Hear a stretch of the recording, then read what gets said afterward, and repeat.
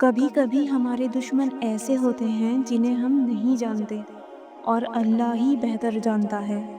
کبھی کبھی ہمیں غیر محفوظ محسوس ہوتا ہے اور اللہ تعالیٰ فرماتا ہے کہ وہ ہمیں تھوڑی بے یقینی سے آزما سکتا ہے، یا ایسے لوگوں کی دشمنی سے جو ہم جانتے ہوں یا نہ جانتے ہوں۔ کبھی کبھی ہمارے درمیان منافقین ہوتے ہیں جو ہمارے سامنے مسکراتے ہیں لیکن پیچھے ہمارے خلاف چال چلتے ہیں۔ اس بارے میں ہمارے لیے اللہ کی کیا رہنمائی ہے؟ ہمیں کیا کرنا چاہیے؟ کیونکہ اگر ہم ایسے لوگوں کے بارے میں پریشان ہونا شروع کر دیں گے تو شاید ہم غمگین ہو جائیں گے، ہم افسردہ ہو جائیں گے اور زندگی میں آگے نہیں بڑھ پائیں گے۔ ہمیں زندگی کو جاری رکھنا ہے، ہر صبح ایک نئی مسکراہٹ کے ساتھ اٹھنا ہے اور اللہ کی رحمت پر بھروسہ رکھتے ہوئے آگے بڑھنا ہے۔ اللہ تعالیٰ نے سورہ النساء میں بہت خوبصورتی سے یہ بات بیان کی ہے۔ اللہ فرماتا ہے، اللہ بہتر جانتا ہے کہ آپ کے دشمن کون ہیں اور اللہ آپ کے لیے کافی ہے اور اللہ آپ کے لیے مددگار ہے۔ آپ کے اور میرے لیے اللہ سے بہتر اور کون ہو سکتا ہے؟ کون ہے جو ہمیں محفوظ رکھے اور ہماری مدد کرے؟ اللہ کے سوا کون ہے؟ تو دیکھیں، جب بھی آپ کو بے یقینی کا سامنا ہو، جب آپ نہیں جانتے کہ کیا ہوگا، تو اسے اللہ کے حوالے کر دیں، اپنی دعائیں پڑھیں اور آگے بڑھتے رہیں۔ اللہ آپ کے لیے دروازے کھولے گا، اللہ آپ کے دل میں سکون دے گا۔ آپ کو یہ بات جاننی چاہیے کہ اگر پوری دنیا آپ کو نقصان پہنچانے کے لیے اکٹھی ہو جائے تو وہ آپ کو کوئی نقصان نہیں پہنچا سکتی جب تک اللہ نے یہ آپ کے لیے مقدر نہ کر رکھا ہو۔ اس لیے اللہ کے سپرد کر دیں۔ یہ بات بہت اہم ہے کیونکہ جب ہم قرآن کی آیت پڑھتے ہیں تو ہمیں ایسی بہت سی آیات ملتی ہیں جن میں بتایا گیا ہے کہ رسول اللہ کے مخالفین، جو نہ صرف ان کے ذاتی دشمن تھے بلکہ انہوں نے انہیں جھوٹا بھی کہا، وہ کہتے تھے کہ رسول اللہ وہ نہیں ہے جو دکھائی دیتے ہیں، حالانکہ وہ نبوت سے پہلے صادق اور امین یعنی سب سے سچے اور سب سے قابل اعتماد شخص تھے۔ اگر لوگوں نے رسول اللہ اور ان کے ساتھیوں کے ساتھ ایسا کیا تو پھر ہم کون ہوتے ہیں؟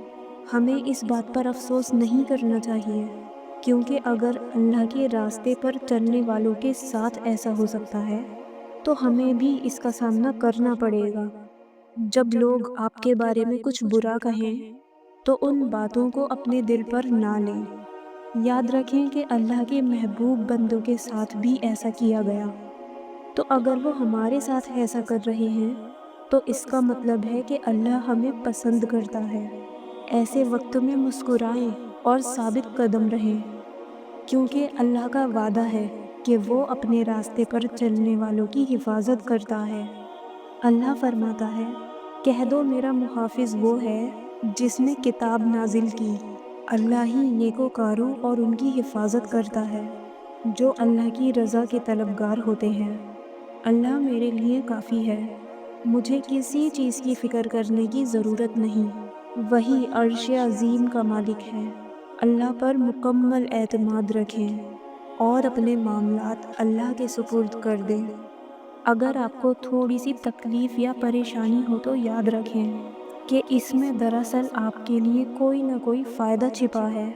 جب رسول اللہ کے پاس لوگ آئے اور کہا کہ دشمن نے بڑا لشکر تیار کر لیا ہے تو آپ نے فکر مند ہونے کے بجائے اللہ پر بھروسہ کیا اور فرمایا، اللہ ہمارے لیے کافی ہے اور وہ بہترین کارساز ہے۔ اگر دشمن آپ کو نقصان پہنچا بھی دیں تو ہو سکتا ہے اس میں بعد میں آپ کے لیے کوئی خیر ہو۔ حدیبیہ کے معاہدے کے وقت بھی صحابہ کرام کو یہی لگا کہ ہم سچائی پر ہونے کے باوجود بھی عمرہ کیوں نہیں کر سکے، لیکن اللہ نے فرمایا، یقیناً ہم نے آپ کو واضح فتح عطا کی۔ حضرت عمر جیسے صحابہ بھی حیران تھے کہ یہ فتح کیسے ہو سکتی ہے، لیکن صبر کریں، فتح صبر کرنے والوں کے ساتھ ہوتی ہے۔ اگر آج نہیں تو کل آپ خوشی منائیں گے، آپ فتح یاب ہوں گے۔ اور یوں رسول اللہ نے فرمایا، کہ اگر اسے اللہ نے فتح کہا ہے تو یہ واقعی فتح ہے۔ کچھ سال بعد وہ فاتحانہ انداز میں مکہ مکرمہ میں داخل ہوئے۔ فتح مکہ کے دن صحابہ کی تعداد ہزاروں میں تھی، اور آپ جانتے ہیں رسول اللہ نے اس دن کیا کیا؟ جب وہ جانتے تھے کہ وہ جیت گئے ہیں، تب بھی وہ سب سے زیادہ عاجزی کے ساتھ پیش آئے۔ وہ غرور اور تکبر سے بالکل پاک تھے۔ جو بھی اس دن معافی کا طلبگار ہوا، اسے معاف کر دیا گیا۔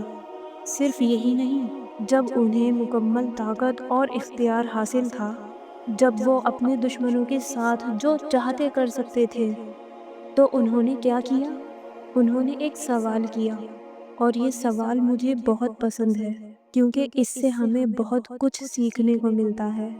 جب آپ طاقتور ہوں، جب آپ کے پاس دولت ہو، جب آپ کے پاس اختیار ہو، جب آپ کسی منصب پر ہوں، تو آپ کیا کریں گے؟ رسول اللہ ان سب سے بلند تھے۔ یہ سب دنیاوی القابات ہیں، لیکن آپ سب سے افضل نبی، سب سے بہترین انسان تھے۔ رسول اللہ نے اہل قریش سے پوچھا، تمہیں کیا لگتا ہے کہ میں آج تمہارے ساتھ کیا کروں گا؟ وہ جانتے تھے کہ انہوں نے کیا ظلم کیے ہیں، قتل کیا ہے، لوٹا ہے، ستایا ہے، لیکن سب خاموش کھڑے تھے۔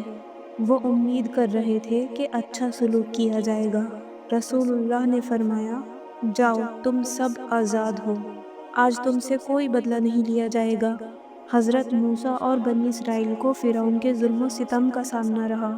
برسوں کی اذیت کے بعد حضرت موسیٰ اور حضرت ہارون نے دعا کی، یا اللہ، یہ فرعون دن بدن زیادہ فساد پھیلا رہا ہے۔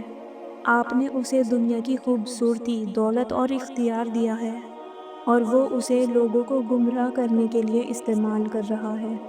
یا اللہ، اس کا مال ختم کر دے، اس کا دل سخت کر دے۔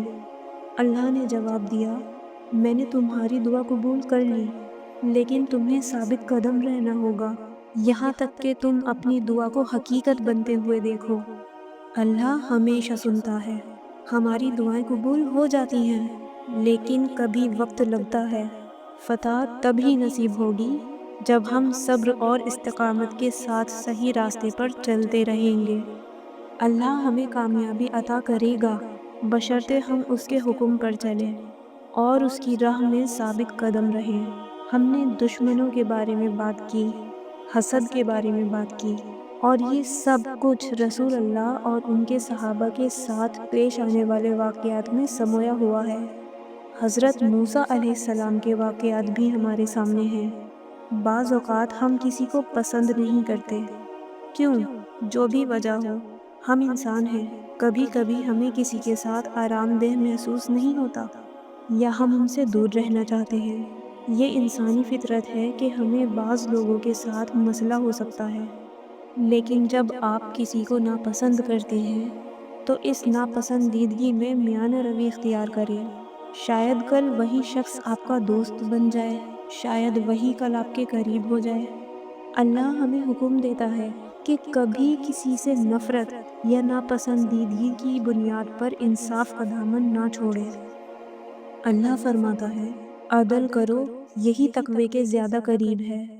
جب آپ کا اللہ سے تعلق ہوتا ہے تو اگر آپ کسی کو ناپسند بھی کرتے ہیں، تب بھی آپ ان کے بارے میں جھوٹ نہ بولیں، ان کے خلاف کہانیاں نہ بنائیں، اور ان کو بے وجہ نقصان پہنچانے کی کوشش نہ کریں۔ اگر آپ ظلم کریں گے تو غلط آپ ہوں گے، پھر اللہ کی مدد کیسے آئے گی؟ لہٰذا اپنی ناپسندیدگی کو کسی پر ظلم کرنے کا بہانہ نہ بنائیں۔ انصاف کریں، کیونکہ یہی اللہ کے قریب ہونے کا ذریعہ ہے۔ اگر آپ جاننا چاہتے ہیں کہ کن 3 لوگوں کی مدد اللہ نے اپنے اوپر لازم کر لی ہے اور کن 4 غلطیوں سے دعا قبول نہیں ہوتی، تو اس ویڈیو کے آخر میں ان ویڈیوز کو واچ کریں۔